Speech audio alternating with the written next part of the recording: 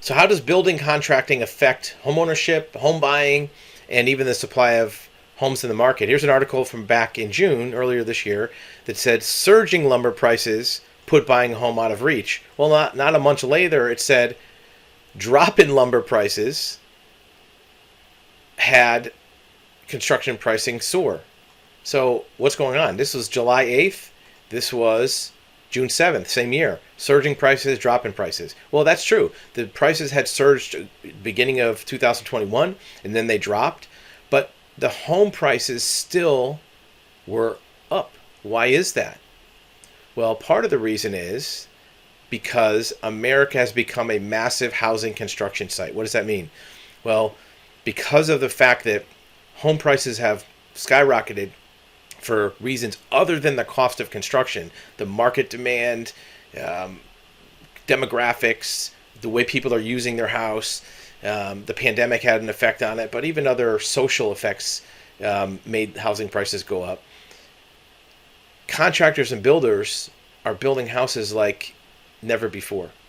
In September, there were 700,000 single-family homes under construction, the highest level since 2007. At the same time, the inventory of homes is low, meaning that this construction pace is not going to decline. More houses are needed. There's been quotes out there that have said that the U.S. market is maybe 4 or 5 million homes short of what's needed. 700,000, even if they're built in 1 year, is a drop in the bucket. It's not even 1/5 of what's needed. At that same rate, it would take 5 years to catch up with the number of houses that are needed to fulfill the current market. And between now and that 5 years, more people are going to need houses.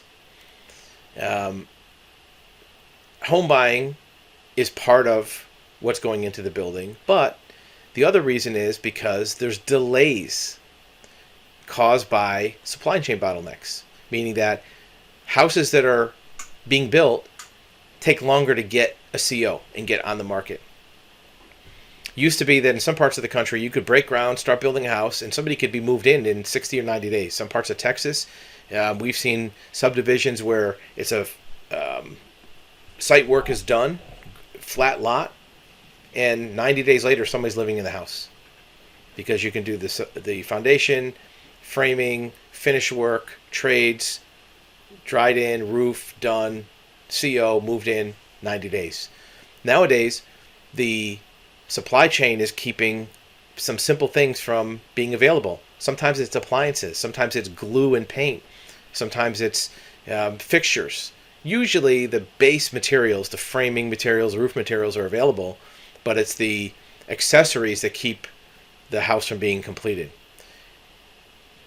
Because it's taking longer to complete, the number of units is piling up. So you have a house like this, might take 6 or 8 months to go from foundation to completed. So single family homes that have already been sold take longer to get in the market.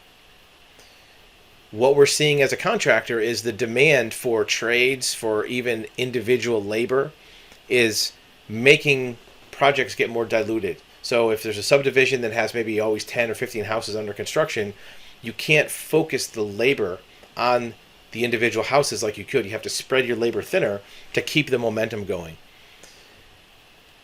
It's likely that for the next 4 to 5 years, there is going to be a shortage in the number of houses that are completed versus what ideally would be done. Hopefully, towards the end of this decade, maybe 28 or so, 2028, 29, there might be more of an equilibrium because of the fact that the market will absorb some of the houses that are being produced and that are in permit. There are also maybe changes in demographics. There's a push from government and also from corporate power structures to put people more into multifamily housing, apartments, condos, duplexes. So the single family market may actually have less of a demand. There's also a factor where the demographic shift might peak. The number of people coming into that market might peak, and quite frankly, older people, as they die out, might free up some of that other inventory. So it's very likely that the demand side will be higher than the supply side, going for 4 or 5 more calendar years into the late part of this century. Good time to do building. If you are a client looking to do construction, there's still ways that you can arrange and create that building opportunity for you. Building is still going to be a good way to go in the long run, because you can build the house the way you want, and you don't have to worry about inventory coming on the market. Resale houses for sale, only come available when somebody wants to sell one. You're at the mercy of a seller. As a new home builder, a new home constructor, you can create a home when you want to. Sure, there are obstacles. You have to have the labor, you have to have the materials. It can be done. It's just going to take a while, but you won't be at the mercy of the market. If you wanted to buy a house and you started that decision today, it might take you a year to year and a half to get the property, get the permits, get the construction, get the architect, get everything done and moved in. It seems like a long time. But if you started today looking for a house that you want to buy that fit your criteria, you might wait the same amount of time, or you might have to accept something that's not exactly what you want. The home building process is very emotionally painful. It takes a long time. There's going to be ups and downs. There's going to be a lot of letdowns that you may have to go through. But the end result is you now have a home that not only is the way you want it to, but it has zero depreciated lifespan on the systems and mechanicals. When you buy a resale house, doesn't matter how old it is, the roof is older than brand new. It might be 2, 3, 4, or 10 years old. The HVAC system is going to be more than brand new. It's going to be 2, 3, or 4, or 10 years old. Most houses that people buy are at least 5 or 10 years old, and you have everything from septic systems to pipes to electrical, even appliances that are outdated.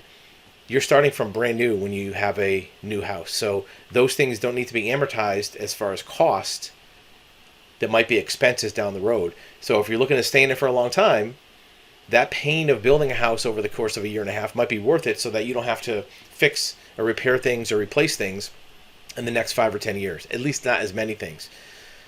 If you're looking to sell it quicker, now you have a newer home that will have a higher resale value versus a home that's older, as long as you build towards a market that's universal. You don't want to build something custom that only appeals to you, that wouldn't appeal to the major market if you're going to sell it.